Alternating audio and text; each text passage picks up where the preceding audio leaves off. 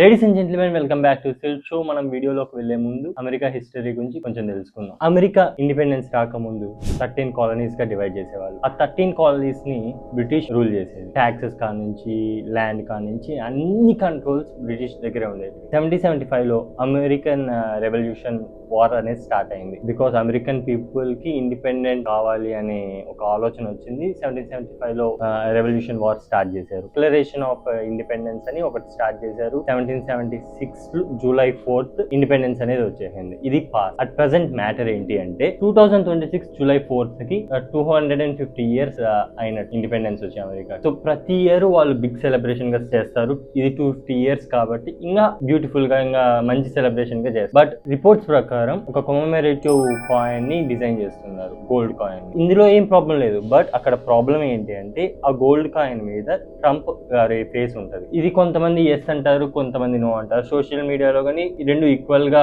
Yes are no అని జరుగుతున్నాయి. ఎందుకంటే ఎస్ ఓకే ఉండొచ్చు అనే వాళ్ళు ఏం చెప్తున్నారంటే ట్రంప్ ఒక ఇన్ఫ్లుయెన్షియల్ పర్సన్, సో ఉండడం వల్ల ప్రాబ్లం ఏంటి అంటున్నారు. ఇంకొంతమంది ఏమంటున్నారు అంటే అలాంటి కాయిన్స్ పైన పాస్ట్ హిస్టారికల్ పర్సన్స్ ఫోటోస్ వేస్తున్నాము, ట్రంప్ గారు ఇంకా పొలిటికల్ లీడర్ గా కంటిన్యూ అవుతున్నారు, ఇంకా రూలింగ్ లోనే ఉన్నారు, ఇంకా పొలిటీషియన్ గానే ఉన్నారు, సో ఇలా తప్పు అంటున్నారు అపోజ్ చేసేవాళ్ళు. సపోర్ట్ చేసేవాళ్ళు అతను ఒక ఇన్ఫ్లుయెన్షియల్ పర్సన్, ప్రాబ్లం ఏం లేదు అంటున్నారు. ఇది పెద్ద కాంట్రవర్సీగా మారింది. జూలై 4th ఒక గోల్డ్ కాయిన్ అనేది రిలీజ్ అవ్వచ్చు, దానిపైన ట్రంప్ ఫేస్ కూడా ఉండదు. మీరు దీన్ని అపోజ్ చేస్తారా, సపోర్ట్ చేస్తారా? Let me know in the comments. This is about July 4th independence day gold coin. Thank you so much. See you in the next video.